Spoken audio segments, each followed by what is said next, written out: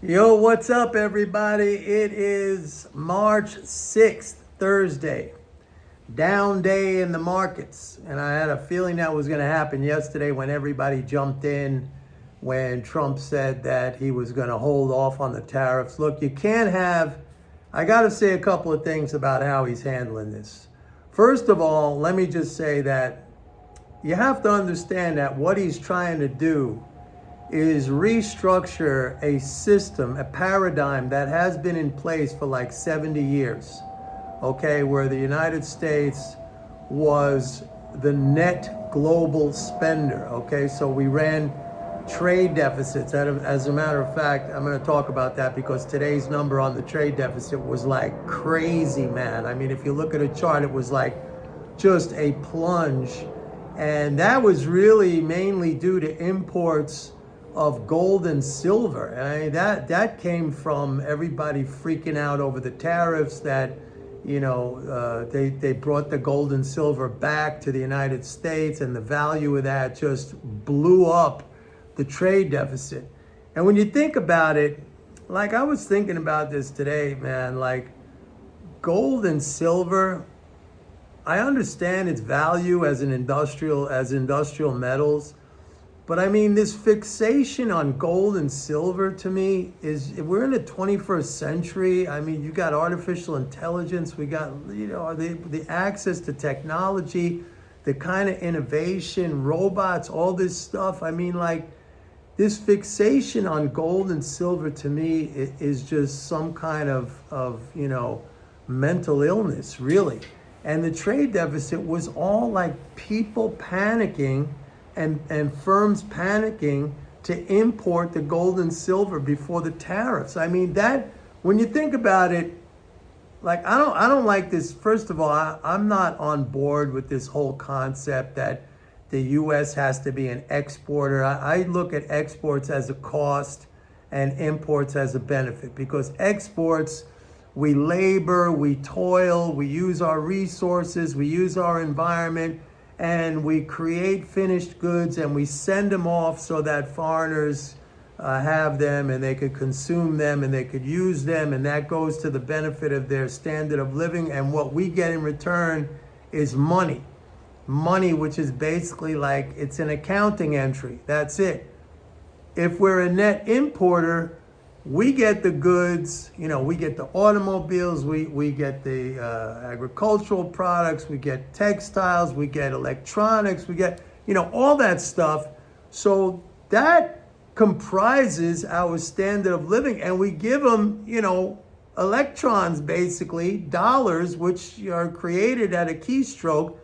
So I'm on that side of the argument, all right? So let's just set that aside for a second.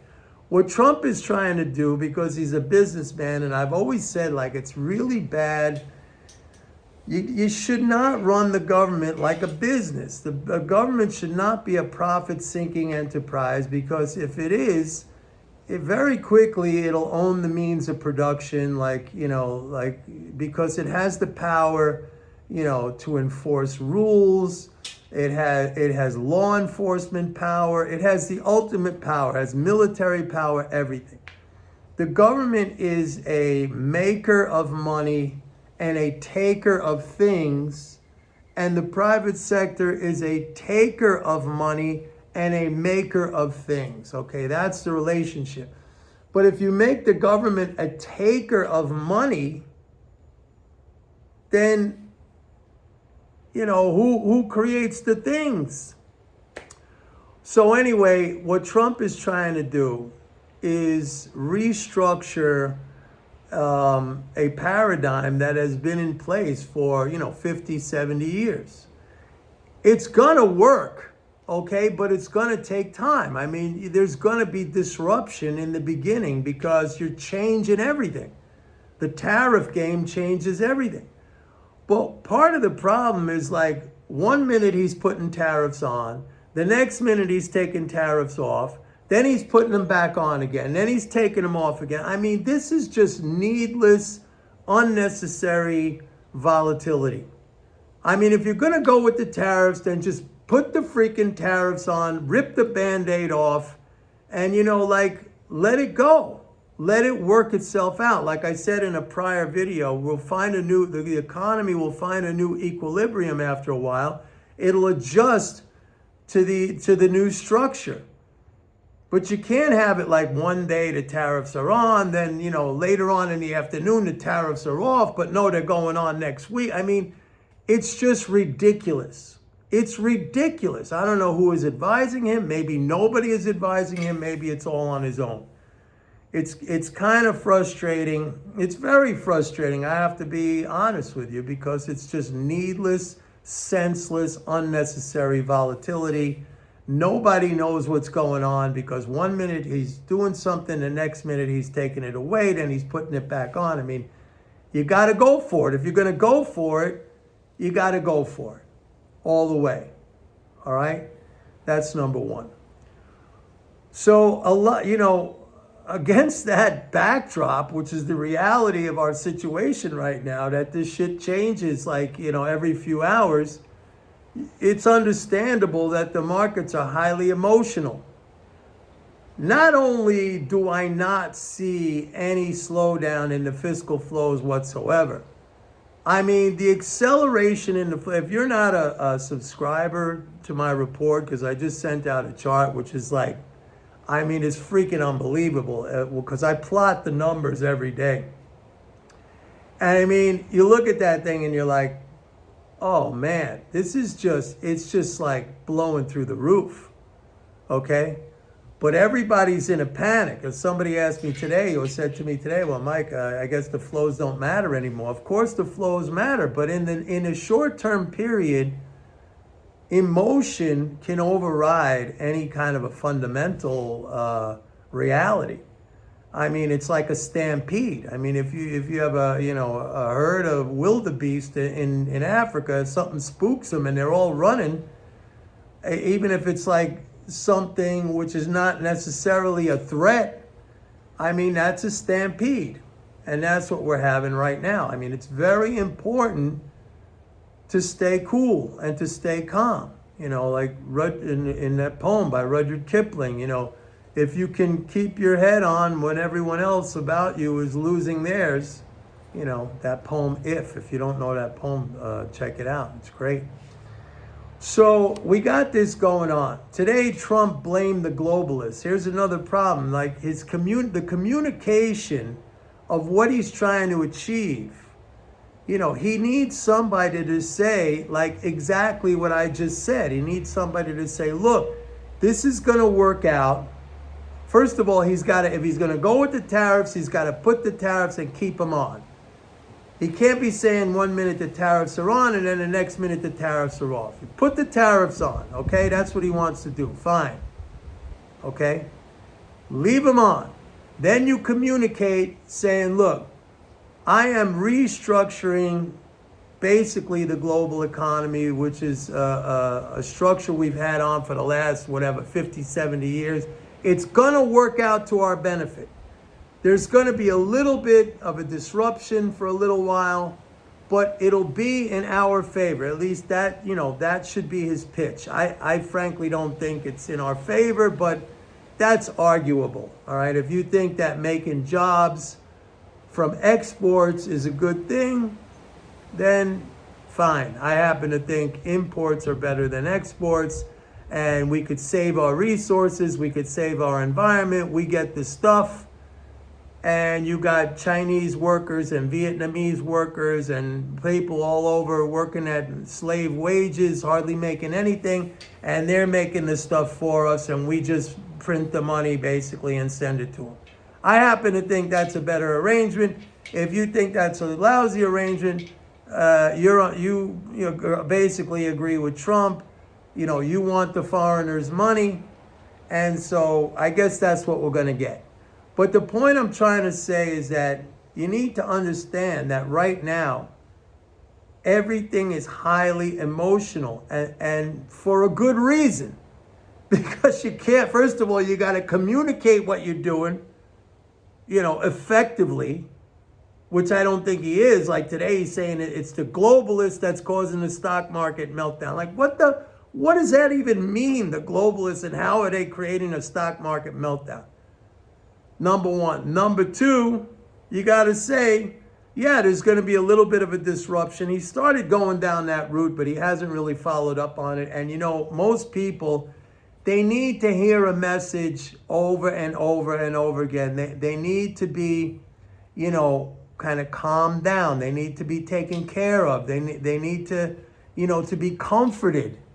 A lot of people have a hard time with uncertainty or stress. You have to help them. You're the leader, okay? You have to be out there. You have to help them. Everything is going to be okay. Everything is going to be okay. Not the global. When you say the globalists are bringing us down, that makes it seem like you're not in control anymore. That's not a good message. You got to be out there. You're the president of the United States. You got to be out there and say, people, everything is going to be okay. Yeah, it's a little rough right now, but you have to understand, I'm changing a system that's been in place for a long time, and we've been getting ripped off. That's what he believes. I don't see it that way again, but fine. He's allowed to put his plan into action. He's the president. I didn't get elected, okay? So, but he's got to explain to people. You can't say the globalists are in charge. They're doing this, because then you look helpless. You look weak. And how do you expect the market is going to react when you look helpless and you look weak?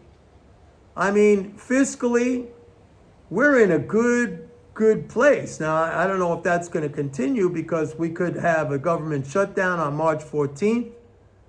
We got tax strains coming up, the normal one in April. We got another one in May. Remember, I've been telling you guys since last year that the IRS tax extension that was given to the hurricane affected area. I'm actually in that area because I live in Florida. That extension fiscally was really like a temporary tax cut.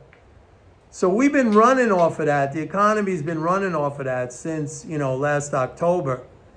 And so that's coming due on May 1st. So that tax cut effectively is going to be taken away. You got the April 15th tax drain. You got the May 1st tax drain when that tax cut goes away. You got one coming up next week, March 15th, a smaller one. Then you have March 14th, which is they gotta raise the debt ceiling. So yeah, you got a lot of problems out there. But I'm also saying that on top of all this, the communication by Trump has been lacking, to say the least. He needs to tell people, everything is going to be okay. It's a little rough right now. This is why you elected me. You wanted me to do this. You gave me a mandate to do this. I'm doing it. But don't panic. Don't freak out. Everything's going to be okay. You can't say it's the globalists doing this. Come on. And you can't put tariffs in and, 6 hours later, you're taking them off, and then the next day you're putting them on, and then you're taking them off again, but they're coming on in 2 weeks or 30 days. How is anybody supposed to do anything when you get this kind of messaging?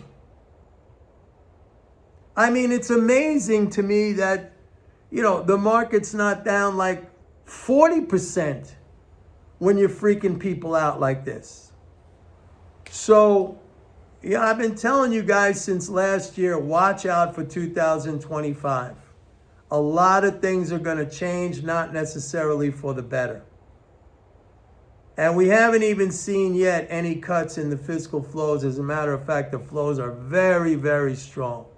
So if that happens, which is interesting because all we hear about in the news is, Doge and the cuts.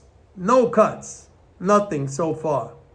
That doesn't mean it's not going to show up at some point, but not even nothing, they're blowing through the roof, okay? All right, that's the end of my economic discussion. I want to talk just quickly about my tomatoes. I said I was going to give you guys an update. I believe the culprit are rats. I spoke to a friend of mine who's, lived here for a long time. I live in kind of a wooded, it's like all nature around here. It's wooded. I got coyotes right next to me. I got So I got a lot of stuff. I got a lot of nature here. All right. As a matter of fact, my neighbor's little dog was taken by a coyote a couple of weeks ago, and that was the end of that. I put in traps, and here, this is the crazy thing, because like every day I was losing tomatoes. Okay. And it wasn't worms and stuff like that, because there was teeth marks on it. They were chewed through. You could see. So I went out and I got traps. I got the good kind of traps, the spring traps, which break their necks. And wouldn't you know it, the minute I put those traps in with peanut butter, nothing's been in there. Nothing has been in there. Now, I just think that's kind of coincidental. I think they will be in there. And when I get one, and I will absolutely get one if they go back in there, I will show you the rat, the dead rat with the broken neck. I'm gonna hold it up, man. So yeah, that's the update. I had like 30 tomatoes. Many were close to turning red. I got 5 left, but I bought 2 more plants, and I planted those in pots, not in my raised garden bed.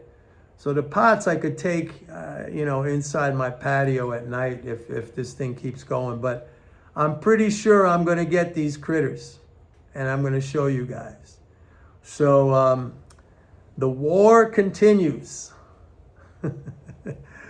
It's me against the critters, the rats. All right, that's it for today, folks. Please try to stay calm, try to stay unemotional. Ordinarily, that shouldn't even be something I need to say, but when the guy is flip-flopping 5-6 times a day, unfortunately, he's just injecting a lot of volatility. I don't know who is advising him. I'm not a big fan of Lutnick. As I've said to you guys, I don't really know anything about this guy, and I'm kind of like bewildered at how he, rose to such a high level on Wall Street, or has the success. I'm bewildered, is all I can tell you. Besant, all I can tell you, he was a protege of Jim Rogers. They're printing money. They're printing money. And anyone who's watched me for any length of time knows what I think about Jim Rogers. And so, but Besant doesn't seem to be as out there as Lutnick. Lutnick seems to be kind of like in everything. He's kind of like a mini Musk. So I don't know if he's the guy advising Trump. Maybe it's just Trump himself. That's kind of his nature, right? It's kind of his nature. And for those of you who are going to come back at me and say, you wanted Trump, I still want him to succeed. I want him to succeed. It's unfortunate that it has to kind of, progress like this, if you even call it a progress, but we'll see how it works out. Anyway, that's it for today. Please like and subscribe. I can't wait to have some news on these rats, and I'm going to show you guys. All right, don't forget, go to my website, pitbulleconomics.com. Sign up for a 30-day free trial to MMT Trader. See you tomorrow. Bye.